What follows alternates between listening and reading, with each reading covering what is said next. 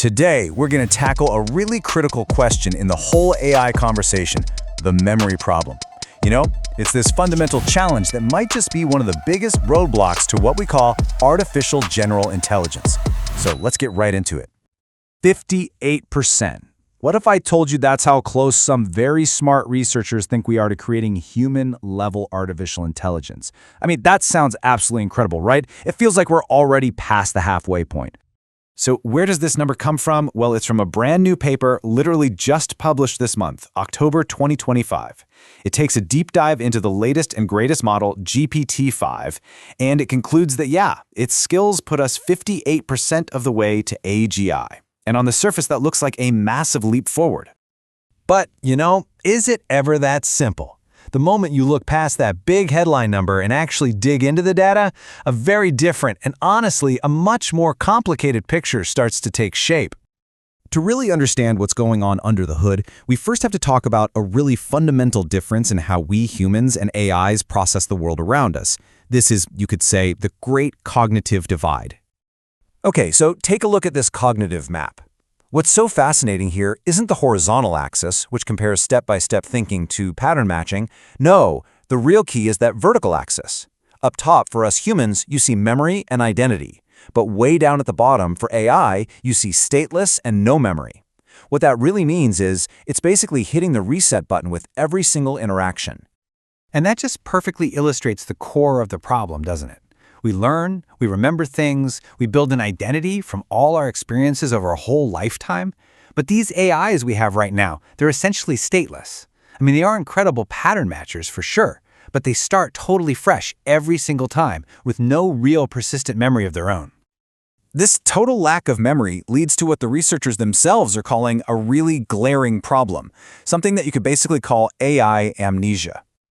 Now, check this out. This is the radar chart from the very same paper that gave us that flashy 58% number. The red line, that's the new GPT-5, and you can see it's making some really impressive gains over GPT-4 in things like math and reasoning and reading, so it's definitely more capable in a lot of ways. But follow that red line around the chart all the way to the very bottom. Look at those 2 points for memory, retrieval, and storage. The progress on memory storage specifically, it is completely flat. We're talking zero, no improvement whatsoever. And hey, don't just take my word for it. This isn't just my interpretation. The paper's lead author, Dan Hendricks, he said it himself, loud and clear. He wrote that the tests show models get 0% on long-term memory storage. And, here's the key part, that without it, current AIs have amnesia. Wow, that is such a powerful word coming directly from the guy who ran the study. Okay, so we've got a recognized fundamental problem. But what about the workarounds, right? Can't we just, engineer our way out of this? The most common argument you'll hear is all about the context window, which is basically the AI's short-term memory. The thinking kind of goes, hey, if we just make that window big enough, it can sort of act like a long-term memory, right? But Hendricks, the author, pushes back on this hard. He calls it a capability contortion. What a perfect phrase, right? It's a clever workaround that hides the limitation. It doesn't actually solve it. It's like trying to patch a huge crack in a dam with a piece of tape. And it turns out, even this tape has serious problems. Research from just this past summer identified a phenomenon called context rot. Get this, the bigger you make the AI's short-term memory, the worse it actually gets at finding and using the information that's in there. Its effectiveness literally goes down. And this little chart here just makes it crystal clear why that is. A context window is temporary, it's limited, it's forgetful. Our memory is persistent, it's integrated, it literally builds who we are, our identity. They're not just a little different, they're fundamentally different things. And just to really put the nail in the coffin, another new paper from Google DeepMind and Johns Hopkins found there are hard mathematical limits on how efficiently an AI can even pick the right information to put into the context window to begin with. So this workaround is getting squeezed from all sides. So let's circle all the way back to that 58% claim. The source material we looked at poses this fantastic analogy. Claiming we're that far along to AGI without solving memory, isn't that kind of like saying you're 66% of the way to being a tripod? You just need to grow a third leg? The missing piece isn't just some small feature. It's a core, non-negotiable part of the whole design.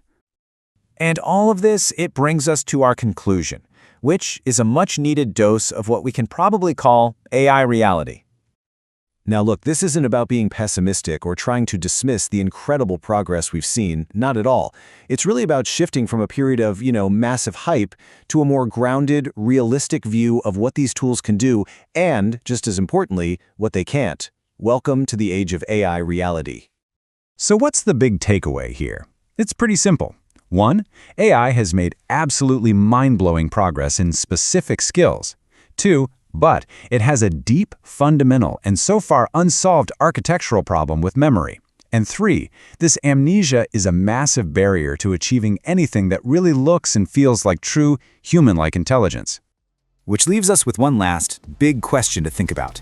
If our memories are what create our sense of self, our identities, and our ability to learn and grow over time, what does it really mean to be building an intelligence that has no memory of its own? Something to chew on. Thanks for joining us.